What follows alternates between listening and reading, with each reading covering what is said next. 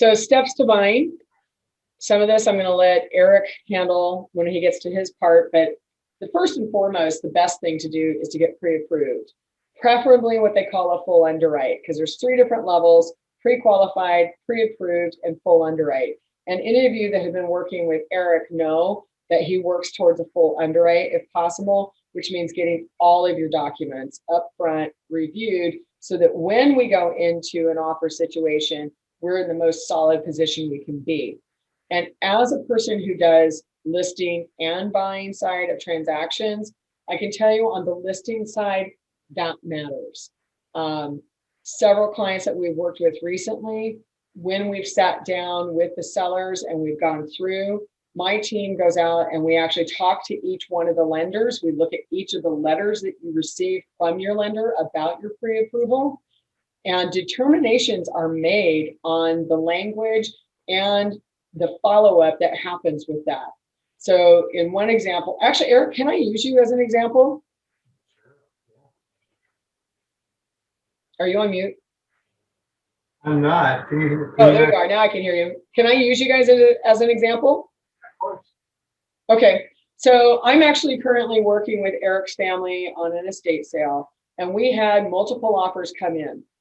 And in that situation, we had all of them with escalations, some of them pretty significantly higher than the asking price, and everybody had their version of a pre-approval letter.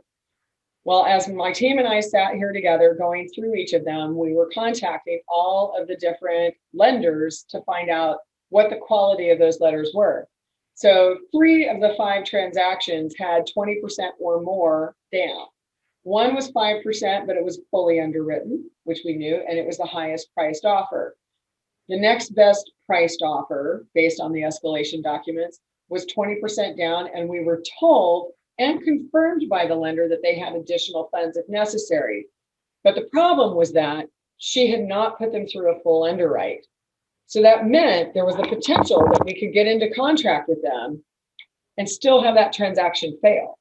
Even if they had money, their lending could still fall apart.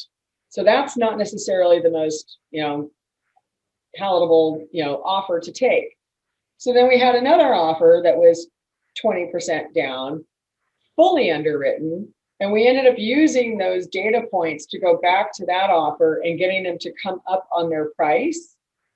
And so we ended up with a really strong, low risk situation for the seller. And that's what you guys need to understand as a buyer, is that the seller, when they're looking to do business with you, especially when there is a long list of other potential buyers, they're looking for risk factors, right?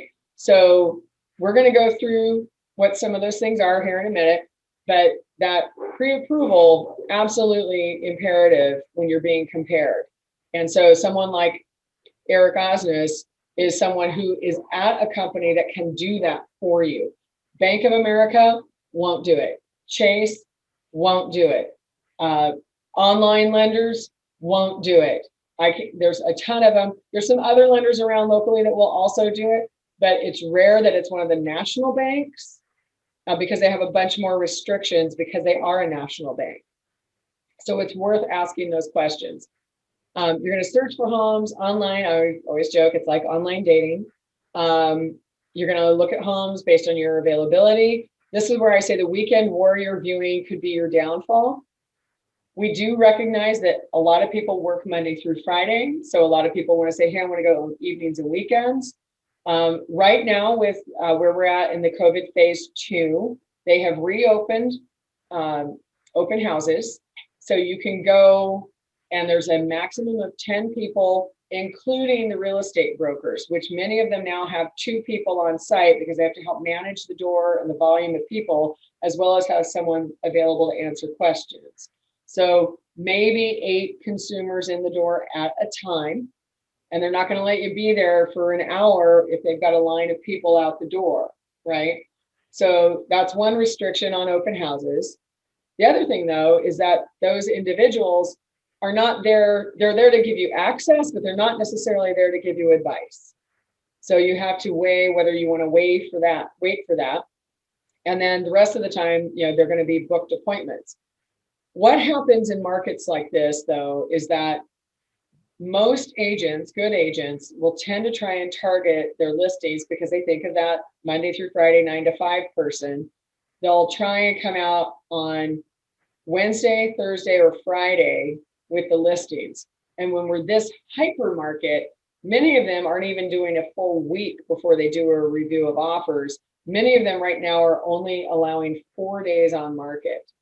So if you wait till Sunday and they're reviewing on Monday, you've kind of shot yourself in the foot, because if you decide you love that house, you may not have time to get a pre-inspection if that is something that other people are doing. And I'm going to get to those types of things here in a minute. Okay. But just know, if you have some flexibility in your work schedule, or you're able to take some afternoons. Right now, as I'm watching the sun about to, go down, we have sunlight until about 6 o'clock, I think it is right now. Yeah, it's 5:25 at the moment. So we have light till about 6, and you can definitely book those appointments on Wednesday, Thursday, Friday pretty easily. But just know that there's a lot of people snapping those appointments up right now. Examples of homes that we're seeing: we had a client competing against 35 offers up in the Linwood area recently.